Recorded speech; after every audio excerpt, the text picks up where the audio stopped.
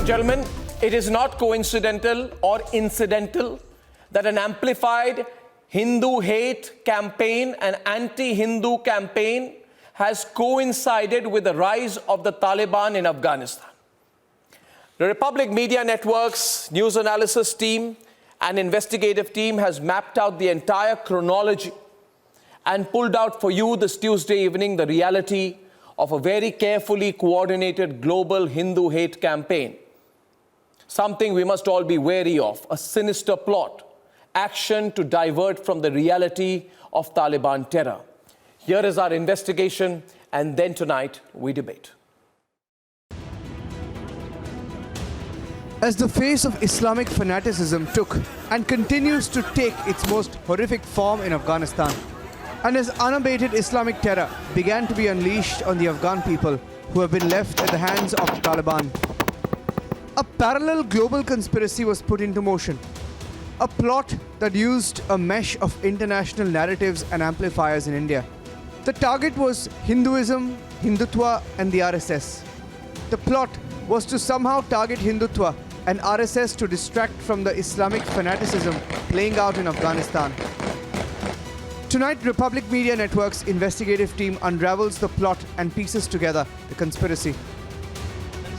14th August 2021, the Taliban took over the Mazar-e-Sharif and were 40 kilometers away from Kabul. On the very same day, a Twitter account for dismantling Hindutva was created to promote a quote-unquote conference in September 2021. Look at this poster. It names a list of high-profile US universities as quote-unquote co-sponsors. The speakers are the usual suspects. The topics have nothing to do with Hinduism or Hindutva. But now, one by one, these universities are distancing from the Hindu-phobic event.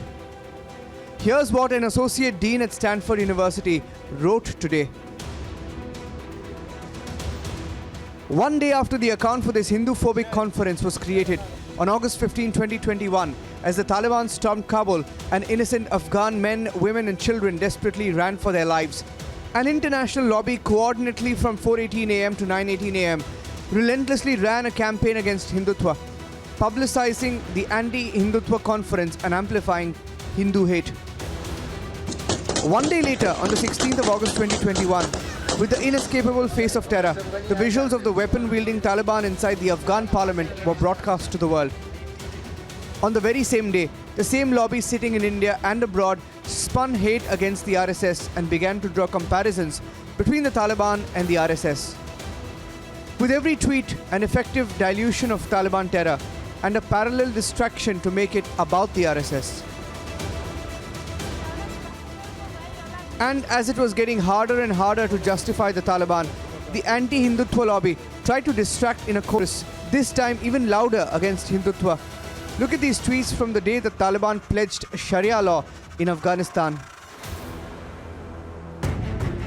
On the 20th of August, as the Taliban undertook door-to-door manhunts and the true face of Islamic terror ran amok in Afghanistan, the dismantling Hindutva terror handle, in what seemed like a desperate bid to distract, began its circulation of toolkits. And finally, in the last 48 hours, as Sikhs and Hindus are fleeing Afghanistan, a new term has been floated: Hindu supremacy. As the conspiracy against Hinduism and Hindutva caught on and as universities started to distance from the murky agenda of the Hindu-phobia lobby, they nervously began to create a new narrative. Look how on 22nd August at 9:03 p.m., the dismantling Hindutva account was desperately retweeting promotions which said, "There is no such thing as Hindu-phobia, there is Hindu supremacy." On 23rd of August at 2:37 a.m., the same dismantling Hindutva and its cohorts were tweeting and retweeting claims about how the term Hindu-phobia is being deployed so as to shield the current political regime in India, led by BJP and RSS.